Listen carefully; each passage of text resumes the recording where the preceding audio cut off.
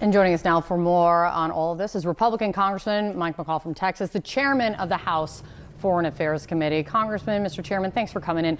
These charges that we just learned about from Homeland Security and the Justice Department today, they really highlight once again Russia's brutal war against Ukraine.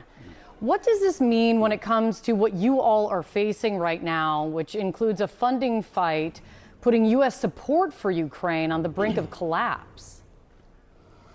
Well, I think it's very significant as a former federal prosecutor myself at Department of Justice that they are going forward with this first war crimes case dealing with an American citizen, which gives them jurisdiction.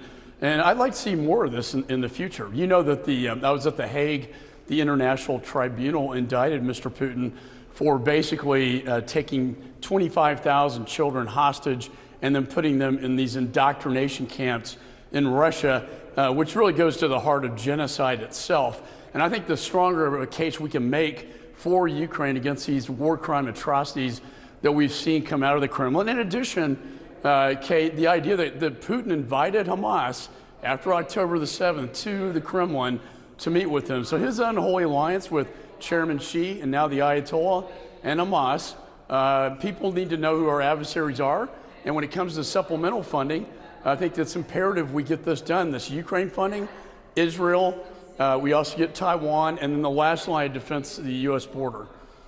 So on the funding fight, the Senate's fighting it out right now on their side, as is the House. There was a briefing for senators yesterday that kind of devolved into something of a shouting match, senators are saying, as they left the meeting with cabinet officials who were coming to brief them essentially to motivate them to get on board with moving forward with Ukraine funding, Israel funding, and to kind of get past this impasse on U.S. border funding.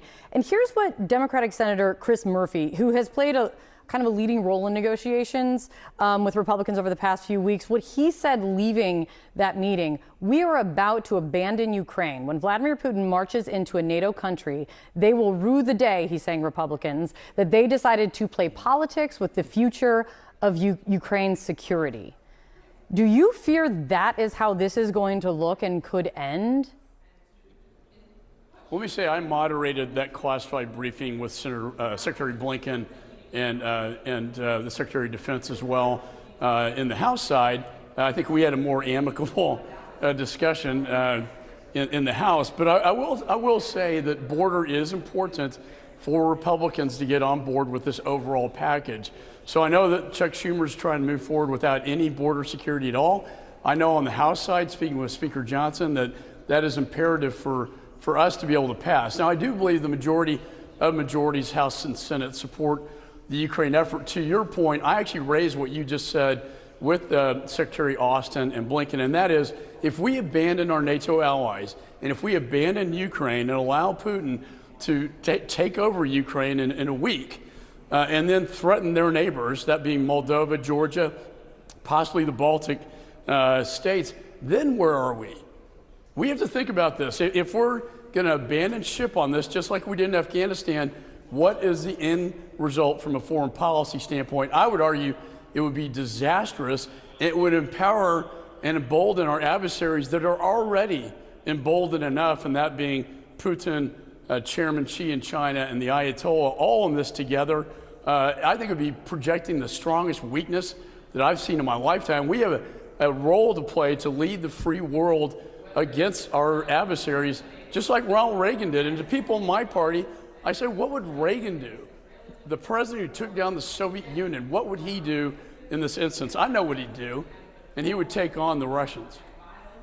And that's the thing. I mean, and what you're speaking to is what you would think folks could do, which is to find a middle ground here when it seems broadly Republicans and Democrats agree Ukraine needs more funding before it runs out. Israel needs this support, Taiwan, as well as everyone acknowledging there is a crisis at the border, the details of which need to get hammered out. So I want to ask you about Israel really quickly, because you have been focusing on the ongoing and escalating threat from the Houthis against U.S. forces and U.S. interests in the region since the October 7th terror attack. U.S. warships, they were sent to the Red Sea as a point of deterrence from this escalating any further? From what you have seen, is the deterrence working?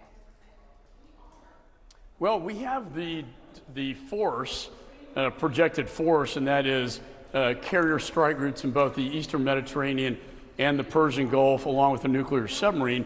The question is that I think Iran is looking at is, do we have the resolve? They tested our forces in Iraq and Syria, hitting them numbers of times before we even responded to this. So I would say, we were a little slow to respond. In addition, Houthi rebels, the same situation. One thing's clear, the proxies of Iran are getting very energized, very hot, and very dangerous right now. I led the effort to designate the Houthi rebels as a foreign terrorist organization. One of the first things this administration did when they came in was to take that designation off the table. I think that was a mistake. I think you project strength, you get peace, and you deter aggression. I did compliment Secretary Austin, though, for putting this projected force in both the Mediterranean and the Persian Gulf to respond to these very threats. And they know that we have that capability, and that does provide deterrence. Mr. Chairman, a lot on your plate. Thank you so much for coming in. Let's see what happens with this funding. Thanks, and if Congress can yet again get its act together. Thank you. John. No, I'm an eternal optimist. I don't know why, but okay. Thanks, Mr. Chairman.